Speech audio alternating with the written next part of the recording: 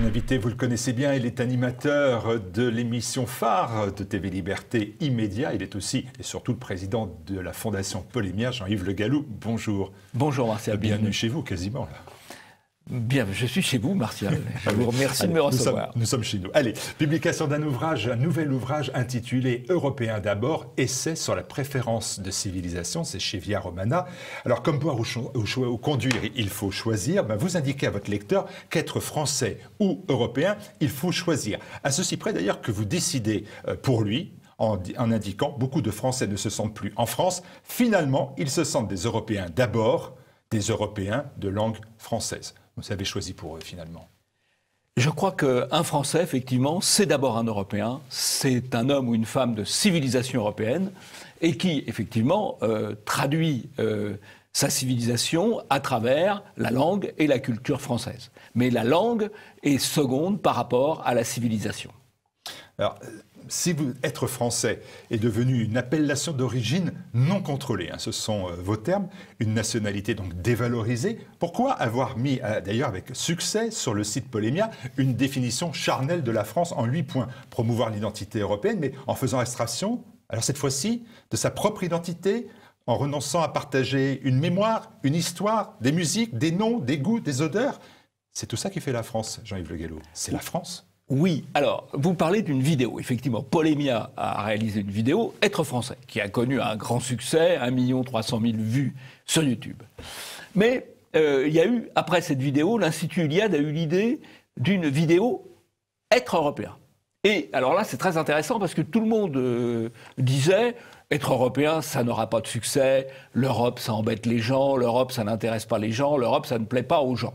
Et donc, les plus optimistes disaient, ma foi, la vidéo Être européen fera 3 à 4 fois moins de vues que la vidéo Être français. Et c'est exactement le contraire qui s'est passé. Puisqu'au lieu d'avoir 1 300 000 vues, il y en a eu 4 400 000, 4 500 000 maintenant peut-être. Je parle de vues en France, je ne parle pas de vues dans les langues, des autres langues européennes dans lesquelles la vidéo a été traduite. Ça veut dire quoi? Ça veut dire qu'au fond, il y a davantage de gens qui se sont reconnus dans cette vidéo Être européen que dans la vidéo Être français. Parce que, vous savez, aujourd'hui, être français, avec le code de la nationalité, ça ne veut plus dire grand-chose. Il y a une préfète qui a opéré un moment en Seine-Saint-Denis et qui racontait qu'elle remettait, à l'époque elle était sous-préfète, qu'elle remettait des titres de nationalité française à des femmes en hijab, voire à des femmes en burqa. À partir de ce moment-là, la nationalité française ne veut plus dire grand-chose. C'est ça le problème. Alors qu'européen, ça renvoie à une civilisation. Vous ne pouvez pas être européen en burqa, c'est pas possible. Jean-Yves Le Gallou, je comprends bien ce que vous dites, mais vous dites aussi, par ailleurs, c'est vous qui le dites, vous dites, mais la France, et ça avait surpris à l'époque quand vous l'avez dit, des goûts et des odeurs. Et vous me dites que les odeurs, celles de la Provence, celles de la Bretagne, elles ont des équivalents en Europe. Elles n'en ont pas d'équivalent. Donc être européen, d'accord, mais il faut être français d'abord. Je pense que les identités, elles ne se concurrencent pas, elles se complètent. Voilà. Et personnellement, je me sens breton, je me sens français et je me sens européen. Le problème des Européens aujourd'hui, des Français, des Allemands, des Italiens, ce n'est pas l'excès d'identité. C'est la négation de leurs différentes formes d'identité. Donc ces identités-là, elles ne sont pas concurrentes. Elles sont évidemment complémentaires. Il y a une façon peut-être provençale d'exprimer son européanité, bien sûr. Il y a une façon romaine d'exprimer son européanité. Il y a une façon celtique, bretonne, irlandaise d'exprimer son européanité, bien sûr. Je ne nie pas la différence à l'intérieur de l'Europe. Mais je dis que ce qui rassemble, ce qui unit les Européens est beaucoup plus fort que le reste et que les Européens sont plus proches les uns des autres qu'ils ne sont proches des gens qui partagent leur nationalité sans être de culture et de civilisation européenne. Je suis plus proche d'un Allemand de Munich ou d'un Italien de Naples ou de Palerme que d'un compatriote français musulman de Seine-Saint-Denis. Voilà, c'est ça la réalité que je tiens à dire. Alors, votre ouvrage est une ode à la civilisation européenne, là on l'a bien compris, qui est, vous le dites, à nul autre pareil. Mais vous dites aussi très joliment par ailleurs qu'une civilisation a la même fragilité qu'une vie. Les Mayas, les Mycéniens, les Nabatéens et tant d'autres ont disparu. Est-ce que ça pourrait être le cas des Européens? Je crois que c'est clairement un risque pour les Européens. qui subissent un double phénomène, d'abord de grand remplacement démographique et de grand effacement de leur mémoire. Et c'est le grand effacement de la mémoire des Européens qui permet sans doute leur grand remplacement démographique. Donc, c'est vraiment ça le sujet central. Et je pense que la première réponse, c'est le grand ressourcement.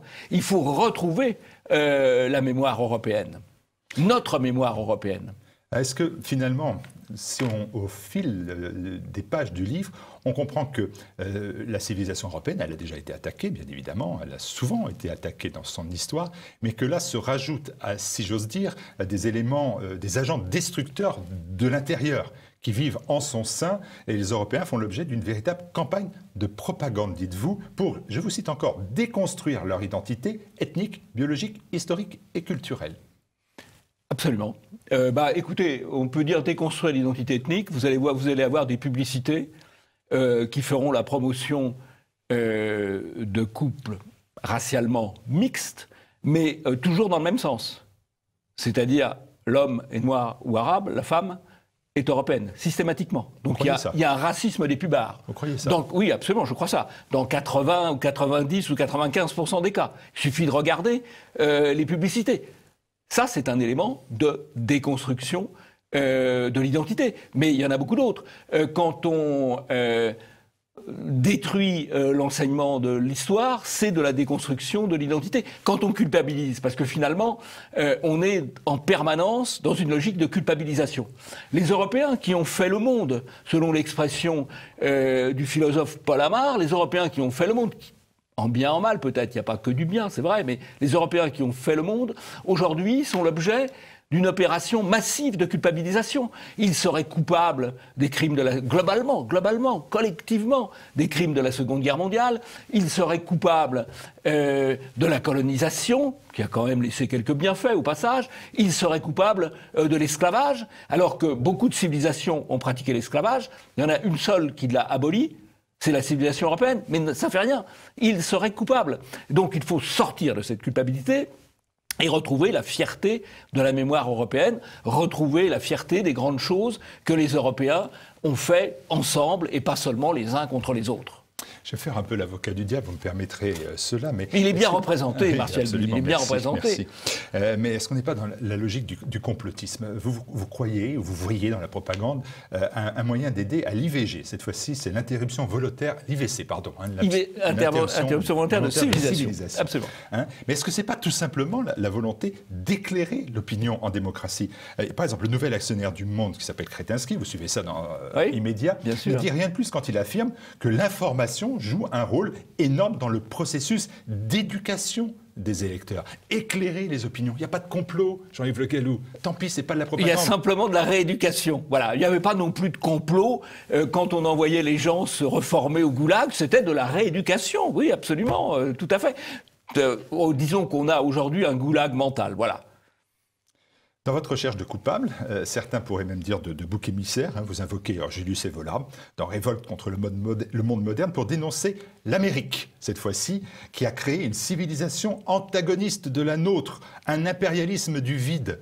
Alors comment se fait-il que autant de jeunes Européens se revendiquent des États-Unis, aiment ce qui se fait aux États-Unis, aiment les séries américaines, aiment les films américains, aiment la musique américaine, aiment la gastronomie américaine? La gastronomie américaine, alors là, Martial Bild, je ne sais pas à quoi vous pensez, la gastronomie américaine. On trouve de bons restaurants aux États-Unis, c'est vrai, mais est-ce de la gastronomie américaine? J'en suis absolument moins sûr. Enfin, le cheeseburger me paraît pas forcément un modèle gastronomique extraordinaire. Non.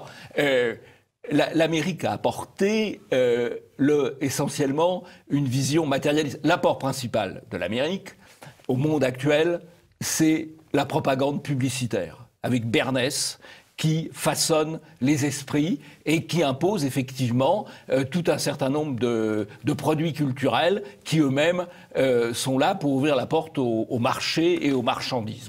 Voilà ce que je critique dans l'Amérique. C'est un élément, effectivement... du vide, un impérialisme certes, c'est un impérialisme matérialiste, voilà. Où le matériel, où le marchand doit l'emporter sur tout le reste, et le fait d'acquérir tel ou tel bien à la suite de telle ou telle pression publicitaire doit l'emporter sur tout le reste. C'est un des éléments de la déconstruction globale. Ce n'est pas le seul élément de la déconstruction globale. Ah non, j'ai trouvé d'autres. Parmi les mots de notre civilisation se situe bien sûr l'islam conquérant. Alors nous sommes à 14 siècles de confrontation avec l'islam. L'Europe a été souvent en situation défensive, comme c'est aujourd'hui le cas. 14 siècles de refus d'une forme de soumission. Et pourquoi ça s'arrêterait maintenant? Vous n'avez pas confiance dans votre peuple européen? Eh bien, j'ai confiance dans le peuple européen, mais il serait urgent qu'il se réveille. Parce que pour le moment, il recule et ses défenses immunitaires ont été affaiblies ou détruites. C'est la formule qu'avait utilisée Louis Pauwels du sida mental pour dire que les Européens perdaient leur défense immunitaire. Eh bien, c'est vrai, il avait raison. C'est pour ça d'ailleurs qu'il a été éliminé à l'époque de ses responsabilités. Il avait raison puisque les défenses immunitaires sont supprimées et on a tendance à toujours donner raison à l'autre. C'est aussi, je vais citer un autre grand personnage, grand écrivain, Raspail, qui a dit que la politique actuelle, l'idéologie actuelle, c'est Bigother. C'est l'autre qui a toujours raison. C'est l'autre, on le voit très bien dans les rapports entre l'islam et la France, ou l'islam et le christianisme. C'est a priori toujours l'islam qui a raison, c'est l'autre qui a toujours raison. Et ça n'est pas possible. D'autant plus que l'autre, c'est une religion quand même, une pratique assez sommaire, mais très, très conquérante, très expansive, très, très dominatrice. Et je pense qu'on ne peut pas mettre sur le même plan les traditions européennes et les traditions musulmanes, de même qu'on ne peut pas mettre sur le même plan la religion catholique qui est en Europe depuis plus de 15 siècles et l'islam contre lequel précisément l'Europe s'est construite et s'est faite, puisque dans l'histoire, la grande histoire de l'Europe, sur 3000 ans, il y a d'abord le conflit Orient-Occident qui oppose la Grèce à la Perse, qui oppose Rome aux Phéniciens, qui, à l'intérieur de Rome, oppose l'Occident et l'Orient. Ça, c'est la grande structuration pendant près de 1000 ans. Et après, il y a la structuration entre l'Europe chrétienne, et l'islam. Ce sont des structurations historiques majeures sur lesquelles on ne peut pas revenir et dont on doit accepter d'être les héritiers. Dans l'expression d'un comportement face à l'islam, vous faites à nouveau...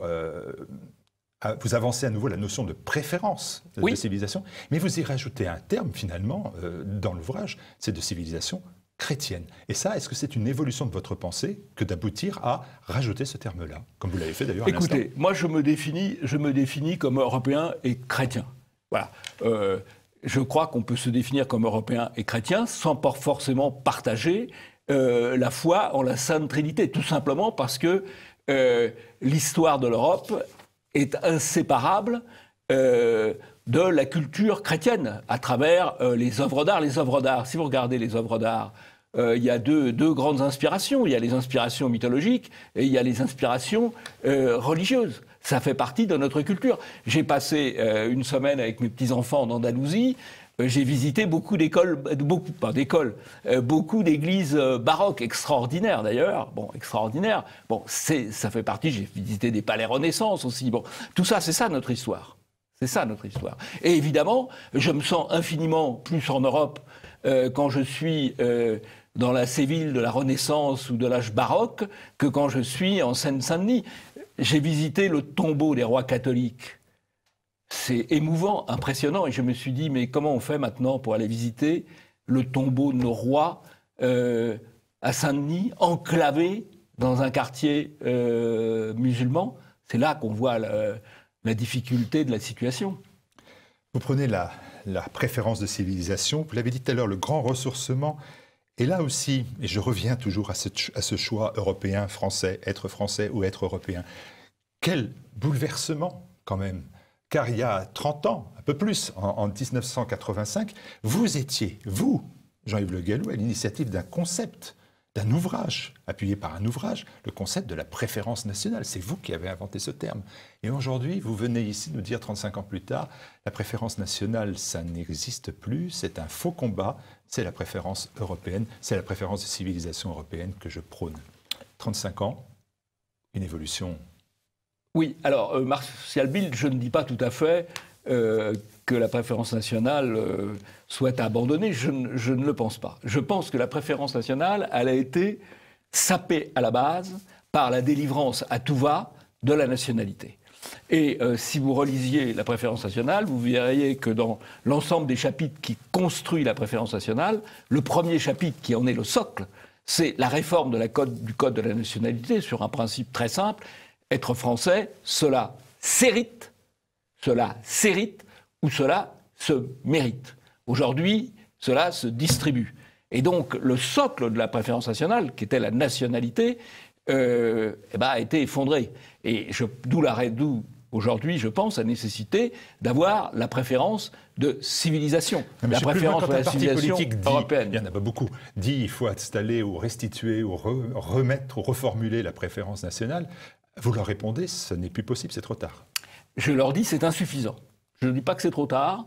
Parce qu'à tout prendre, je préfère si on réservait l'emploi aux nationaux, fussent-ils venus d'ailleurs, plutôt qu'à ceux qui arrivent d'ailleurs, ce serait quand même mieux. Donc je ne veux pas supprimer la préférence nationale. Je dis qu'aujourd'hui, elle a été en partie sapée et surtout qu'elle doit être complétée par la préférence de civilisation. La préférence de civilisation, ça consiste à ne pas mettre sur le même plan, encore une fois, les traditions françaises d'origine, et les traditions venues de l'autre côté de la Méditerranée. Ça consiste à ne pas mettre sur le même plan une église et une mosquée, par exemple. Alors une fois que vous êtes posé la question, être européen ou être français, s'établit un nouveau choix encore dans votre ouvrage, qui concerne le destin même des Européens, c'est être capable de se ressaisir ou bien disparaître. Et à nouveau, vous apportez votre solution et vous faites votre choix et vous dites aux Français, le seul espoir des Européens, c'est la communautarisation. Il y a 35 ans, vous luttez contre cette communautarisation. 35 ans plus tard, il faut qu'on se communautarise, je pense qu'on se replie, qu'on fasse la partition, qu'on abandonne nos terres, nos richesses, nos goûts, nos odeurs. Je pense que vous oubliez, il y a deux options. Il y a deux options qui, à mon avis, sont complémentaires. Il y a l'option remigration. Arrêter d'en faire venir d'autres, venus d'ailleurs, et faire repartir le maximum de ce qu'on peut faire repartir. Ça, c'est la première option. Et la deuxième option, c'est pas incompatible, c'est la communautarisation. Ce qui est inacceptable aujourd'hui, c'est qu'on va nier pour les Européens la possibilité de développer entre eux leur culture, leur civilisation, leur religion, pour pas faire de peine aux autres. Voilà. Ou pour pas gêner les autres, ou pour laisser les autres se développer. Eh bien, moi, je dis qu'il faut communautariser les Européens. C'est d'ailleurs entre nous ce qui se fait à travers les quartiers, à travers les écoles. Il faut assumer cela. Aujourd'hui, on peut dire ce qu'on veut, mais la Seine-Saint-Denis, je suis désolé, la Seine-Saint-Denis, ce n'est plus la France. Voilà. Mais il y a des Français. Alors, c'est pas très satisfaisant. C'est pas satisfaisant de dire cela, mais c'est cela la réalité. Comprenez bien, quand on dit communautarisation, on entend, je le répète, les mots repli et partition. Si la Seine-Saint-Denis n'est plus la France, alors il faut extraire la Seine-Saint-Denis de la France. C'est la partition. En tout cas, il ne faut pas accepter l'extension de ces phénomènes et il faut encore moins les encourager. Parce qu'une partie de l'islamisation, elle est quand même encouragée. Elle est encouragée. Quand un maire va, dans un premier temps, mettre des repas halal à l'école et dans un deuxième temps, imposer le halal à tout le monde, il contribue à pousser au développement de l'islamisation. Moi, je pense qu'il faut militer pour l'européanisation. L'européanisation, c'est-à-dire privilégier dans la culture, dans la gastronomie, dans l'enseignement de l'histoire, dans tous les domaines possibles. J'énumère à la fin, au fond, de même que dans la préférence nationale, il y avait une déclinaison des éléments de la préférence nationale, là, il y a une déclinaison des éléments de la préférence européenne. Est-ce que finalement, toute votre vie politique aura finalement constitué, comme le dit un très beau film de l'Institut Iliade, à retrouver le soleil? J'aimerais bien retrouver le soleil. J'aimerais bien que les Européens retrouvent le soleil. Ça veut dire quoi, dans votre esprit, retrouver le soleil? Retrouver le sens de leur vie, le sens de leur expansion, le sens de leur culture, le sens de leur civilisation, la fierté de ce qu'ils font, de ce qu'ils sont. Vous ne croyez pas au suicide français, vous? Je pense que Éric Zemmour a publié 3 livres. Mélancolie française, Suicide français, Destin. Destin français. Et qu'au fond, il a fait un peu le tour d'une histoire et que l'étape suivante, c'est à l'échelle européenne que ça se joue. C'est à l'échelle européenne, c'est les Européens, à travers leurs différentes frontières, il ne s'agit pas de nier les nations, à travers leurs différentes frontières, qui doivent retrouver le sens de leur civilisation, le sens de leur culture. Maintenant, le combat, il est au-delà des nations, il est à l'échelle européenne. Alors, retrouver le soleil, ça ne vous empêche pas, en attendant, de faire de la politique. Alors, vous ne faites plus de la politique dans un parti, mais vous continuez à vous intéresser à la vie politique. Vous voyez les européennes qui arrivent dans quelques mois. Est-ce que vous vous dites que cette civilisation, cette préférence de civilisation, elle peut être portée? Est-ce que vous pensez qu'il y a en Europe aujourd'hui des personnes qui représentent ce que vous recherchez vous aussi, c'est-à-dire qui représentent un peu le soleil? Écoutez, oui, ils sont plutôt ailleurs qu'en France. Puisqu'en France, on continue de radoter dans les différentes formations politiques le discours assimilationniste qu'on pouvait peut-être tenir il y a 40 ans et qui est intenable aujourd'hui. Non, le bon discours, le discours, évidemment, il est adapté aux circonstances locales aussi, mais on va le trouver en Hongrie, on va le trouver avec Orban, en Tchéquie, avec Václav Klaus, l'ancien président de la République, on va le trouver en Pologne, on va le trouver en Slovaquie, il y a un certain nombre de pays qui sont conscients, on va le trouver en Italie, avec Salvini, il y a un certain nombre de gens qui portent finalement l'identité européenne de leur peuple et de l'Europe en général. Et je pense que les élections européennes seront intéressantes parce que le clivage principal, là je serais presque d'accord avec Macron, le clivage principal, il va passer entre les identitaires, ceux qui veulent poursuivre la grande aventure de la civilisation européenne, et les autres. Et je pense que le sujet majeur des élections européennes, ça va être effectivement cette question de l'identité européenne. Et derrière cette question de l'identité européenne, évidemment la question de l'immigration. Tout le reste, c'est des billevesées. Européen d'apport, essai sur la préférence de civilisation, c'est chez Via Romana, c'est un livre important, tout simplement. J'espère, Martial. Merci. Écoutez, c'est comme ça que je le considère. Merci Jean-Yves Le Gallou, merci.